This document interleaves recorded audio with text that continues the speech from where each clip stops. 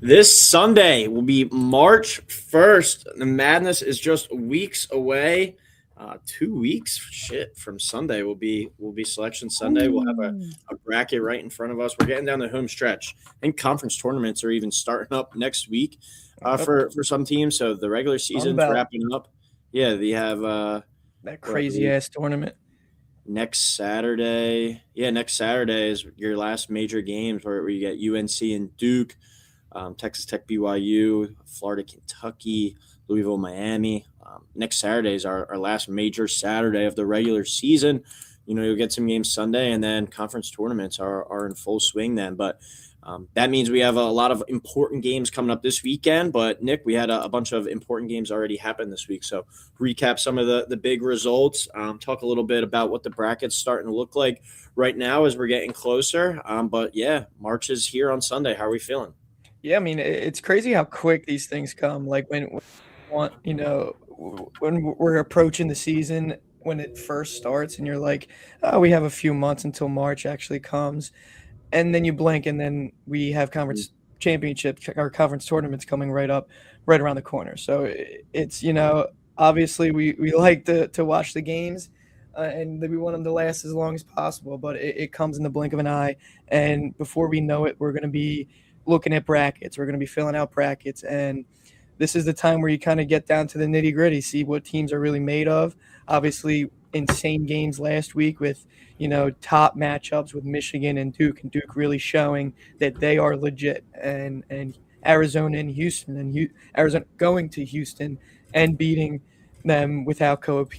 Like there's a lot of teams that and a lot of games that have still yet to be proven. Like BYU beats Iowa State. Cincinnati beats Kansas. Like there are so many things that can still happen down the stretch of the season, and it's just going to be so much fun to watch from now on. Yeah, I mean, last weekend you touched on it where we had, some head scratching games. We had Kansas loses at home to Cincinnati. I said, like, keep an eye on that game because I thought Yep. Cincinnati had been playing better, and Kansas had the big game on Monday coming up against Houston, which we'll touch on. But Cincinnati goes and wins by 16 there. BYU throttles Iowa State at home, and then BYU two nights or whatever the other night falls to UCF as a 15-point favorite. You had Duke take down Michigan in a really good back and forth game, and Arizona went to Houston and won. So, Mhm. last weekend's results was a big weekend. What kind of stuck out to you the most, and I guess how these teams kind of have rebounded since then? I think what stuck out to me the most is how weird Kansas is of a team. Like I don't really understand. Like they have the talent, they have the guys, they have the coach, have the home court advantage, and then there's some games that they just go out and completely don't look like a contender. Really, like honestly, like they go out there in some games and just blow a dud. But then, like I just am so confused about the Darren Peterson. You know, I think everyone is. I don't know what does he like basketball? Does he not like basketball? Is someone telling him to do this? But at the same time, he's one of the best players in college basketball. So when he does play, he goes out there and absolutely dominates. I think there's just so many question marks with that Kansas team, but at the same time, they could be a dangerous, lower seed than expected heading into March. If they can get things going heading into the tournament, they're a team that is really, really could be scary. Hmm. Yeah, Kansas is a head scratching squad. So I Also, know not they, to cut you off, we didn't even touch on UCLA beating Illinois in that overtime yeah, win at home for UCLA. Yeah, that's a big one for UCLA trying to get on the right side of the bubble. But Yep. Kansas, I agree, is the most interesting team because when they're playing at their peak, they're awesome. But then you see what they look like on Saturday against Cincinnati, absolute no show. And as a team so dependent at home. I think my biggest takeaway was Duke knocking off Michigan. I thought Michigan was Yep. a great matchup for Duke, or excuse me, like Michigan matched up really well against Duke, having multiple big men that they could throw at Boozer, and Boozer took them outside. He was able to score inside. He had a near triple double in that game. Just a super well rounded player. And for that one to be a neutral site game says a lot too. It's not like Duke had the home court advantage in that one. It's a potential Final Four, elite eight game that we saw there. And then for Arizona to go to Houston, we can roll that over to Monday night as well. But Houston has now lost three in a row after losing at home to Arizona as a 5.5 point favorite, down a couple guys on Saturday, and then they go to Kansas on Monday night and get absolutely blown out. That was not, they lost by 13, but Kansas was in command of that game pretty much the entire time. Thoughts on Houston, and are they still a national title contender in your eye despite having lost 3 in a row? And do you maybe look at this as like, all right, they had to go through a gauntlet here in the Big 12. This is something that's going to benefit them once they get to the NCAA tournament, because nobody's really playing much more of a tougher 3-game stretch than Houston just did with Iowa State, Arizona, and then Kansas. Yeah, I think I'm on that train of thought. I think it does kind of scare me with how they lost, some of them games, but at the same time, I still think they are a top tier, top elite team. They're in that top, upper echelon of teams in college basketball right now. I just think with a coach like Kelvin Sampson, they're always going to be in the mix. The defense that they bring out there, the intensity, and then they bring out guys like Kingston Flemings, a guy that honestly hasn't been playing too well out in the last 3 games, but he's someone that can go out there and just feel about. That's what's going to make him an NBA player. Range shots that he takes, and that's a part of his game that he excels in. So I don't know. It does scare me. I won't say I'm not scared, but I think the next 3 games, they got Colorado, Baylor, and Oklahoma State. They should, get right back on track before the Big 12 tournament. Yeah, it's a team I think maybe you look back and they learn from that. I don't think Kelvin Sampson will let this team really fold here down the stretch. A couple other big games to touch on from this past week. Duke continues rolling, beats Notre Dame at Notre Dame by 44. Arizona goes to Baylor and wins by 7. That was a back-and-forth game. Minnesota bounces back against Duke against Minnesota. Michigan, bounces back against Minnesota after that Duke game. This is a team that we've talked about a couple times on here now, though. Virginia, sitting there at 25-3, 13-2 in the ACC, beats an NC State team that's probably going to be a tournament team, 90-61 the other night. Let's talk a little bit more about this Virginia squad. Why aren't they getting more hype sitting here at 25-3? And it's, like you mentioned a few times, not the old Virginia team. This is a team that goes up and down the court, scores the basketball, 82 points per game, really good rebounding team, 41 per game. That's best, 19th best in the country. They haven't lost since they lost to North Carolina they lost to them 85-80 back in January, I believe. Yeah, it's a team that's been on a roll for a while now. So, thoughts on this Virginia squad and what they're doing? Yeah, I mean, really, make a difference. I think this Virginia team, it's like we touched on, it's not the Virginia team that you look for. It's high scoring, shooting type of a team, and they got Duke coming up in a few days. And it's in Duke. I think if you really want to make a name for yourself, obviously it's going to be tough to win in Duke. I think if they hold their own in that game, people are going to have some eyes on them. Like you touched on, great rebounding team too. That wins ball games. I think they're kind of bought into what their system is. They got guys that can do it really well. They don't have really one guy that kind of just goes out there and blows it out of the water. I think they just have a team that is bought in right now at this point. And I'm not going to sit here and say I know all about Virginia basketball, but I think this is a team that we have to keep our eyes on. We touched on it last week. I think this is a team that you really got to, look out for once you get to the ACC tournament. Yeah, it's a team that is still flying on the radar, and they've been consistently good all year. Wrap up kind of talking about the games that just happened, but I was super excited. I did everything I had to make sure I was sitting down in the recliner for the St. John's UConn game last night, and UConn absolutely beats the brakes off them, 72-40, holds St. John's to 14 points in the second half. I think I saw St. John's didn't make a field goal for the last 17-30 of the second half, so of regulation. Terrace Reed was dominant from the start, 20, 11, and 6 blocks. And UConn, after what was an awesome first matchup at the Garden between St. John's and UConn, absolutely blows them out. UConn now, last week, after losing to that Creighton game, goes to Philly, plays a Nova team in front of a sold-out Xfinity Mobile Arena, 20,000 people in the house. It was a great back-and-forth first half, and the second half absolutely suffocated them on the defensive end. It's a UConn team that looks like they might be hitting their stride, and that Creighton loss, like we were talking about with Houston, maybe was the best thing for them. And it's a team that might be, running away to be the clear cut best team in the Big East, but going to find a 1 seed and potentially be in maybe one of the national title favorites going into the tournament. Yeah, I think you hit the nail on the head. I think this is where they kind of catch their stride. This is, obviously a Dan Hurley-led team that you don't want to face down the stretch of this season when they're playing like this. Only allowing 14 points in the second half is crazy. I think I saw they missed their last over 20 shots from the field. That's insane. So I think only allowing 40 points to a top 15 team, especially a team that beat you before, they came out with some vengeance. They came out with bad intentions, and they got it. I think you touched on Terrace Reed. He's someone that can just dominate a game from the paint, a rebounding perspective. I think teams down the stretch right near they're rebounding teams are going to be they're going to win. This is going to win games.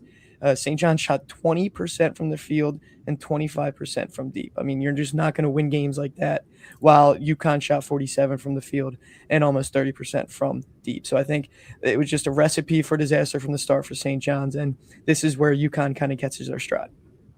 Yeah, that was a dominant performance from start to finish last night. Couple other results from Wednesday night before we head into previewing the weekend. Florida goes to Texas. Texas is a team 17-11, 8-7 in the SEC, but has really been playing better. Todd Golden, I saw, said too after the game, that's a team that you won't want to play in the tournament. They've lost 2 in a row now, losing at Georgia, lost to Florida last night. That's nothing to be ashamed of. But before that, they rattled off 5 in a row against teams that aren't going to the tournament, besides Missouri probably. It's a team that struggled early, but I think they're finding their stride. They've got some players on that squad, a team that can really put the ball in the hole, 84.6 points per game. That's 7th best in the country. What do you think about this Texas squad? A team that I don't think is getting talked about a lot, but really experienced head coach Sean Miller. Is this a team that you could see as maybe being like an 8, 9, or 10 seed and maybe finding their way to the second weekend? Or do you think that they were just kind of the product of playing some of those worse SEC teams? No, I think they're a team that could kind of make a run here. I know, watching last night's game, they were up at halftime, so they had a shot. Obviously, earlier in the season, they had tough losses to Duke, Arizona State, Virginia, and UConn. But 3 of those 4 losses are tough teams, man. I think this is a team down the stretch that if they want to catch their stride, this is the time to do it. They got A&M coming up, Arkansas, and Oklahoma. So I think, and the next 2 are away games. So I think if they really want to catch their stride, like we just said, they can't go, on a losing streak even more than what they're going on right now, which is 2 games. I think they got to win at least, 2 of these next 3 games to really gain some confidence heading into SEC tournament play. And then once that happens, that's where you kind of get, catch fire. And this is a team that can really do that, I think.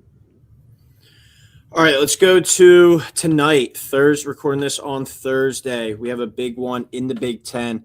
2 teams that I still don't know what to make of them. We're sitting here 27 games into the season. Both teams identical record. Michigan State, number 13 in the country at 22-5. 12-4 in the Big Ten. Travels to number 8 Purdue, 22-5, 12-4 in the Big Ten. Purdue's a 6.5-point favorite here at home tonight. Over under 142.5. And 2 teams that have just been a little too inconsistent for me. I think Purdue's sitting here at 22-5. I'm a little disappointed in them. I forget off the top of my head, but I think that they were the number 1 team in the country coming into the season. Obviously, they got throttled at home against Michigan just last week. They've had State, there were 2 or 3 when Iowa State beat them, I think, in Purdue. And they've had a couple tough stretches where they lost 3 in a row at UCLA versus Illinois, at Indiana. Thoughts just on Purdue, kind of big picture, and for a huge matchup tonight here in the Big Ten. Do you think Purdue gets it done, or can Michigan State pull off the upset, or at least cover that 6.5-point spread? My thoughts as a whole on Purdue is I just never really enjoy watching them, but that's just like a bias thing that has nothing to do with whether they're good or bad. I think they are a good team. I think they're deep.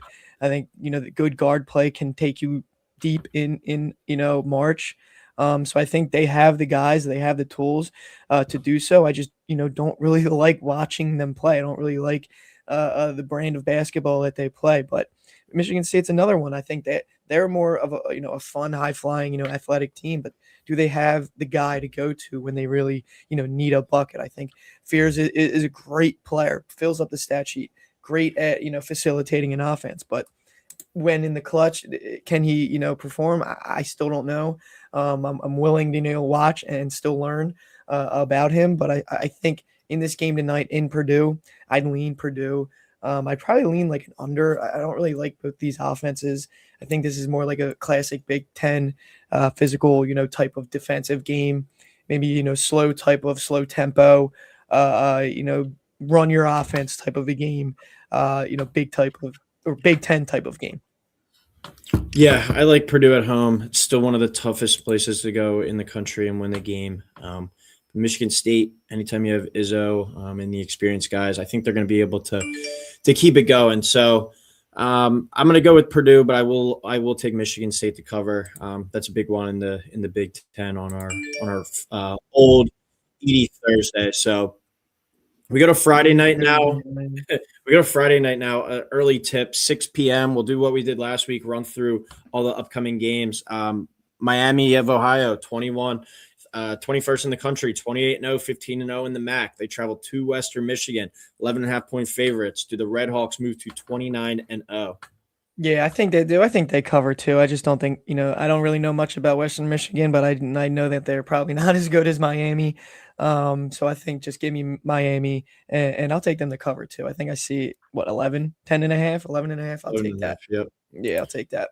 Yeah, I'm really rooting for these guys to go undefeated in the regular season. Want to see them in the big dance if they were to fall short in the conference tournament. Awesome game tomorrow night. I'd love to be sitting on a bar stool watching this one. 8 o'clock on Fox. Number 3, Michigan, 26-2, 16-1 in the Big Ten. At number 10, Illinois, 22-6, 13-4 in the Big Ten. Wolverines, 1.5-point favorite here on the road, over under 156.5. Like a lot of points in this one, Nick. Can Michigan go on the road, though, and pull off this outright, or pull off technically Illinois is the favorite, so I guess, it's not really an upset, but I'd be pretty surprised if they go to this Illinois environment that's going to be rocking and really take care of business. I think it's a really awesome game for Friday. Yeah, this one's going to be fun. I know you just touched on it. I think I like the points in this one. I think 56.5. I like it at. Yeah, I think I would take the home team here in Illinois, Michigan. You're coming off, a loss at Duke. I know they gotta want to get that bounce back spot, but I think in Illinois, the playmakers that they have, the shooters that they have, I think that's going to spread Michigan out. I know Michigan has, the Twin Towers down low, but I think Illinois will be able to spread the ball out. Keaton Wagler is one of the greatest freshmen in this class. He's just a pure scorer. I think he'll go out there and just dominate. I'm not too high on Elliot Cadeau from Michigan. I think he's, a player that just has never really improved since coming into college basketball. And I think Keaton Wagler is someone that can go out there and just, kind of take over a game. Yeah, it's going to be a tough one for Michigan to go to, but I think that loss against Duke just says more about Duke than it did about Michigan. Like we just saw this Michigan team not afraid to go on the road and win at Purdue just last weekend. It's probably a tougher environment than Illinois. So I'm actually going to take the Wolverines in this one. Don't think we see them lose twice and in the span of 1 week. So Friday night, I'll go Miami of Ohio and Michigan. Saturday, loaded day. We start at noon on ESPN. Don't get too hungover from Friday night because it's a great one to start us off Saturday. Virginia at Duke. Let's see what really Virginia is made of. Can they go to Duke and knock them off? Numbers not out for that one yet, but I think Duke probably, I'm going to say like 5.5, 6-point favorite, somewhere in that ballpark. Yeah, I think as much as we just talked about Virginia, I still think Duke is just a way better team overall. I think it being in Duke, it plays a big factor here. Whatever the line is, I probably would take Duke. I might want to take an over in this one too, whatever it's set at. Not really sure what it would be, but maybe some points in this one in an ACC matchup. I think it's just kind of sit and watch for me. Like, let's really sit down and actually see how good this Virginia team is. Came away super impressed with Duke, what they're able to look like. Can they get 2 huge wins back to back? They're in the running certainly to, in the driver's seat right now to be the number 1 seed as we head into the NCAA tournament. You get a win here on Saturday, and then you have next Saturday, obviously the North Carolina game coming off the crazy ending. Last one, revenge will be on their mind, and they go to NC State, who's a team that's really been struggling, fluctuating up and down. I think we're looking at Duke as a potential going into the ACC tournament, sitting at 29-2. Be a pretty special season here for John Shire. Tickets, it says on ESPN, to get into that game as low as $713 for the Duke Virginia game. So intriguing there. All right, how about Colorado versus Houston? Does Houston get off that 3-game losing streak at home? Yeah, I'll be honest. I think this is a domination spot. I think whatever the line is, maybe even hold it. I think whatever happens or whatever the spread is, this is a game, get right for Kelvin Sampson and Houston. I think this is where they go out there and show that they're still, at the top of not only the Big 12, but in college basketball. Yeah, I like Houston as well. I think that could be, like you said, revenge spot, get right type game against a Colorado team that is struggling right now, to say the least. All right, we stay at noon on Saturday. Seton Hall, pure bubble team. One of the teams really hovering around that last first four out type spot, goes to UConn. And we just talked about UConn looks like to be rolling right now. Do they take the foot off the gas against this St. John's team? And Seton Hall, a really desperate team, could be one of the biggest wins out of any bubble team remaining if they're able to go to UConn. Any chance they pull off that upset? No, I think like we touched on with UConn catching their stride, I think this might be another domination spot for UConn to just kind of go full throttle and really, handily beat the Seton Hall team. Yeah, I like UConn too, but I do think Seton Hall is going to keep this one close. I'm going to guess the number is going to be in between 8 and 10 points. I think Seton Hall gives them a fight. It might be, first half tied up or something at the half, and UConn pulls away a little bit late. But Seton Hall is a desperate team, a hungry team, and against a UConn team that might be feeling themselves after that win the other night. I think Seton Hall is going to keep this one close, but UConn wins. All right, two other teams that have been up and down, really, I guess they're consistently inconsistent is a good way to put it. But Louisville traveling to Clemson. Clemson's a team looked like an NCAA tournament lock. They're starting to get approach the bubble. Does Louisville, a team too that has beaten up on inferior opponents but has struggled against teams like ranked above them, lose the other night at North Carolina on Monday? That game wasn't really close throughout either. Does Clemson get right here at home on the Paul, Nick? For both of these teams, I just haven't been on the right side of any bet, whether I bet against or on Louisville in a Louisville game. I'm on the wrong side. Same thing for Clemson. I think Louisville is the better team. You know what? I'm going to flip. I'm going to go take Louisville. I was just going to say I like the home team, but I'm going to go Louisville here. Whatever the line is, I'll take Louisville outright. Just Clemson, the last 2 times I've bet them, I've lost. Have a bad taste in my mouth with them. As we touched on, college basketball season doesn't start until we see that Clemson Paul at mid-court. But I'm going with Louisville to go in there and win.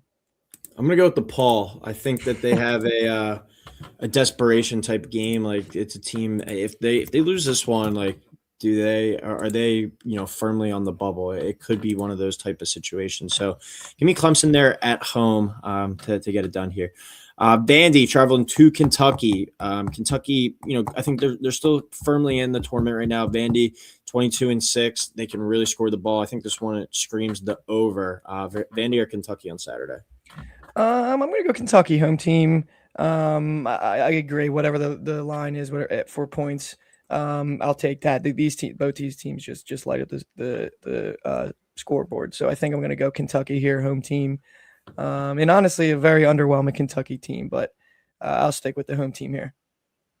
Yeah, I think I'm going to go Kentucky too. A little bit of a desperation spot, kind of like Clemson, where they're in the tournament as of today, but you lose a couple more, you're going to be playing with your food come Selection Sunday. So give me Kentucky to win, but I really like the over in that spot. Another really fun one coming up here. You have Kansas at Arizona.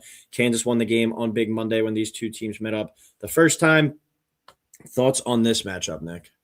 Yeah, I think I'm going to go with Arizona here. I think Arizona overall is just the better team, even with, the injuries. Again, Kansas is just a weird team to me. I don't know whether to be on them or off them. They have the talent. They have the coach. Again, it's not at home. They have that, home, court advantage. it's not at home. Give me Arizona in this one. Yep, I'm gonna go Arizona too, especially coming off that big win on Monday night, and going away from Fog Allen Fieldhouse. I like Arizona in that spot. Saturday's awesome. Just game Yep. slot after Game after slot, game after game. Texas Tech at Iowa State, Big Tech State matchup. Nick, does Iowa State, after that embarrassing game against BYU last weekend, do they bounce back? I think they just beat Utah the other night. Yeah, they did. Last year against Texas Tech. Yeah, I think it being at Hilton, it being at home, I really hope we don't lose this game, especially them without JT Toppin. So I think if we do lose this game, it raises a lot of questions. But I do think we're probably the better team, especially without JT Toppin on the other side. So give me Iowa State here. All right, I'm going to go with Iowa State too. I do think at home you can't pick against that squad, so give me them. Nebraska at USC real quick. USC 7-10 in the Big Ten now, probably not going to the tournament. They win this game though, maybe they get themselves back in the conversation. A couple regular season games left, and then the Big Ten tournament. Any chance that USC can pull off an upset here? Nah, I think I'm still going to go with Nebraska. Just a better team here. Haven't really bought into what USC has done right this season. I think, again, they're another team that, as I touched on with Louisville and Clemson, that I just haven't been on the right side of a bet on. So I'm going to continue that and just give me Nebraska.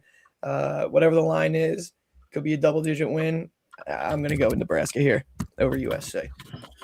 I'm going to go with USC. I'm going to go with an upset there. Nebraska traveling out to the West Coast. I think that's a tough spot, especially against a desperate USC team playing for their lives. So give me the Trojans in that spot there. Let's go to Alabama versus Tennessee. Alabama on the road here. Tennessee, I think, has been a disappointment. Alabama, too, I think. I was expecting them to be a top 5 team in the country. They've been up and down all year. But that's a good one between two teams that are a bit of an unknown, I think, still can be really good at times, but also have had their struggles this year. Yeah, I think this one, this is another over that I think I'm looking at. Whatever that number is, I think I'll take. But I think Alabama can go to Tennessee and win this game, I think. I know that they've been a little disappointing, obviously, like Tennessee as well, but I think give me Alabama to go to Tennessee and win that game. Yeah, I'm gonna go with Tennessee. I think that's a really tough spot for Alabama to go on the road. An Alabama team that just any given night they could put up 100+ points, but if the threes aren't falling, what does this team look like? And they get stops, and Tennessee can still at least get some defensive stops. So, give me the Vols there at home in that one.